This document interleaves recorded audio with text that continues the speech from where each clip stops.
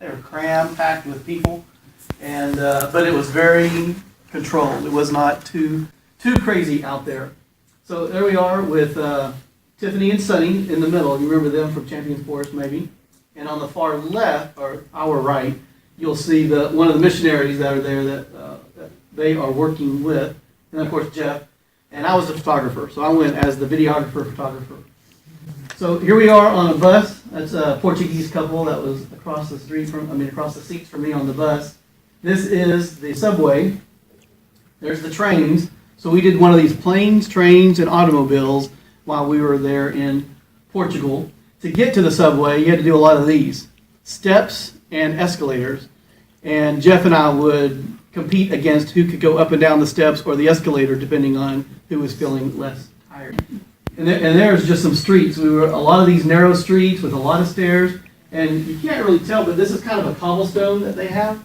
All of their pavement for cars is like ours, but all of their sidewalks and everything else, like parks, walkways, they're all these little cobblestone things that they have like 5 or 6 men down on their knees banging in these little things as they are repairing them.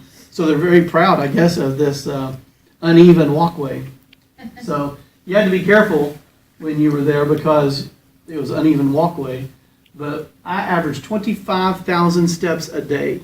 Normally, my steps are 5,000 to 6,000 steps a day. So we competed there too, how many steps we could do. A lot of Catholic churches, which are now just museums and monuments pretty much, but beautiful architecture as you can imagine.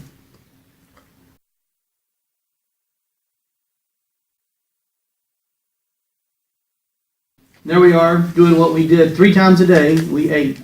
Now in Portugal, you would eat. Breakfast is kind of late, around 9 or 10. We did eat a little bit earlier. Lunch is at 1 o'clock. And then they would have what they call, their word, lunch at 4 o'clock, which was just a snack. And then they would have dinner at 8 o'clock. That's when they eat their big meal at 8 o'clock. And after that, the sun has gone down. They take their families, their little kids, and everyone. They go out to the parks in the middle of the night and play and have fun because that's when it's cool. And so the government tells them not to get their kids more than 7 hours of sleep. So staying up late is not a big deal, especially if you're not going to have breakfast until around 9 or 10. So it wasn't a problem. We passed a lot of these, a lot of fresh fish. But their favorite fish is this dried out cod that they dehydrate and salt it up, and then several days, weeks, or whatever later, they'll take it and they'll reconstitute it by putting it in water all day and changing out the water and cleaning off the salt, and it's a cod. And then they eat this, and it's the national dish, although it's prepared several different ways. And I just wanted to tell them, because I had it a couple times, and it's not that good for this American appetite. I said, "You're on the coast. You have fresh fish all the time." But, this is our signature dish. Do you like it? No. They don't like it. That's just their thing. That's what they're known by, and they, as a national pride, they continue to eat this rockloga dish. So here's a hamburger that Jeff and I found in a little place. They put eggs on everything. Ovum, the egg, is a big part. And then this is a breakfast thing they call tosta mista, which is basically just regular toast, a couple of thin slices of deli ham, extremely thin, and then some cheese. And it's tosta mista, one of their favorite breakfast things. So when I got home, this was my first tosta mista that I made at my own house here. And it was better because I put a lot more deli ham on it. Okay, there I am with my equipment. There's my camera and my backpack there I use as a tripod at a castle that we were at. Here's one of their iconic bridges. And then you can, in the background, see this stand with a statue of Jesus on it. This was the gift that they received by not going into World War II as they promised. So the Catholic Church rewarded Portugal because they stuck to their guns and did not enter World War II, and they made them this monument, and that's what it stands there today. I didn't get much closer to it. Of course, a lot of coastland in Portugal, a lot of beaches. And then this is the church that we were at on Sunday. The House of Grace is what the church is. It's Evangelical Baptist. And that's where Tiffany and Sonny go. And in fact, there's Sonny with the pastor of the church and then the missionary that you saw earlier. And so Jeff and I had a good chance to visit with them, talk to them about some details. This was a scouting trip, so Jeff and I also were going to different schools and places to get permission to use their equipment, to use their fields for soccer camps and for basketball camps. They had a lot of basketball goals. So we were in places to do backyard Bible clubs. So we were looking for exploring places to do all of that. Now here we are in the church service. This was a low day because in August, most people in Europe, but especially in Portugal, they all go on vacation. So they close their shops. They don't even open their shops. They don't have someone else because they're probably on vacation too. So there's hardly anyone in the city. So Jeff and I pretty much had Portugal to ourselves.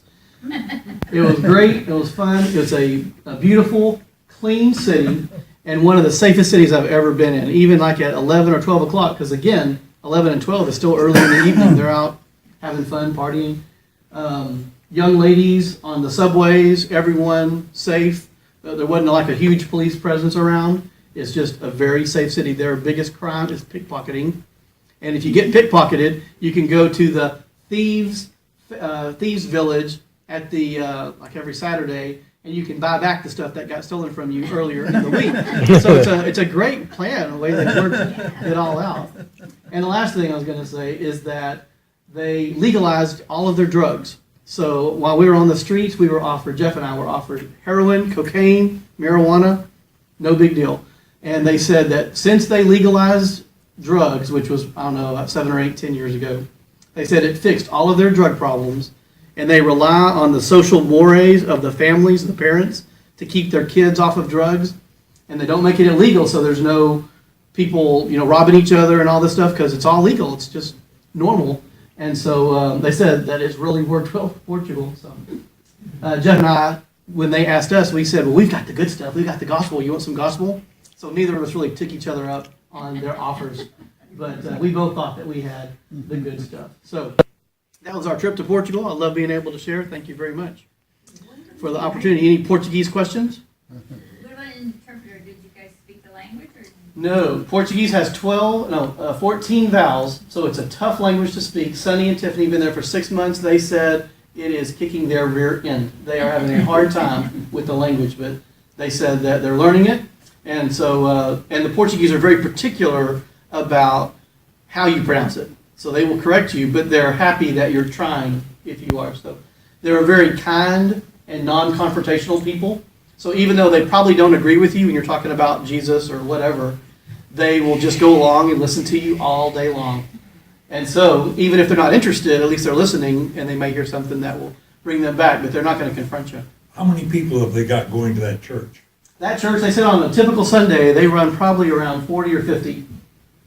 Here, we probably have around, what was that, about 30 or so? So they fill this up, so it might be closer to 60, because they said they really do fill it up. Sometimes they have to bring chairs in from the bottom. They have a basement there. And so it's a really good, well-established church, gone through many iterations. They didn't join in the war, the Second World War. Right. Now, did the Germans invade them at all? Or did they I guess not, they because just left them alone? if they did, they'd probably want to get into the war. So They you leave used us it as a alone, we'll leave neutral you alone. territory. They Sir? profited They greatly used from it as a it. neutral territory. As neutral territory? Both the Germans would To see come and the go from the English. coast. Yeah, because it's a very small country, narrow, Yeah. What was the weather like? hot. It was just like Houston, only it was a dry heat. Their summer is very hot, and they have no air conditioners. They just suffer through it. And then most of the year for them is cool because it's a little bit cooler.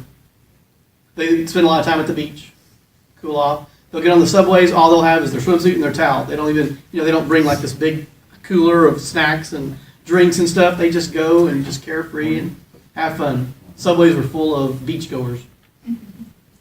There. So that's Portugal. Just want to let you guys I'm turning the page. One other quick note. Next week, I'm not going to be here. I'm going to my home church in Dallas to a 60-year anniversary that we're having. So we're going to go remember the good old days. And you know what today is? 9/11, 15 years after the 9/11, where we say remember 9/11. And then, of course, you still remember the Alamo, right? So we have all these mantras to remember. So it reminds me that a little quick Brent's Bible bit in 2 Peter 1, Peter says, "So I will always remind you of these things," he's talking to the church, "even though you know them and are established in them." That Peter says, I'm going to keep reminding you even though you already know. People will tell me all the time, "Brent, we've already studied that, we already know that, let's move on." We're supposed to remind each other of the things of God, even if you already know them and are established in it.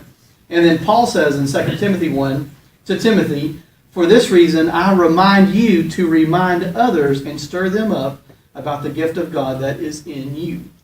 So as Christians, we need to be reminded to remind other people to remember the things of God, which is exactly what you guys do every week as you come and study God's Word. So I want to encourage you not to be shy of sharing. Be reminded yourself, and then go remind other people. And when they say, "I already know that," say, "Look, I'm just doing what the Bible says. I'm supposed to remind you of what you already know. I'm not going to be shy of sharing." Thank you. Thank you.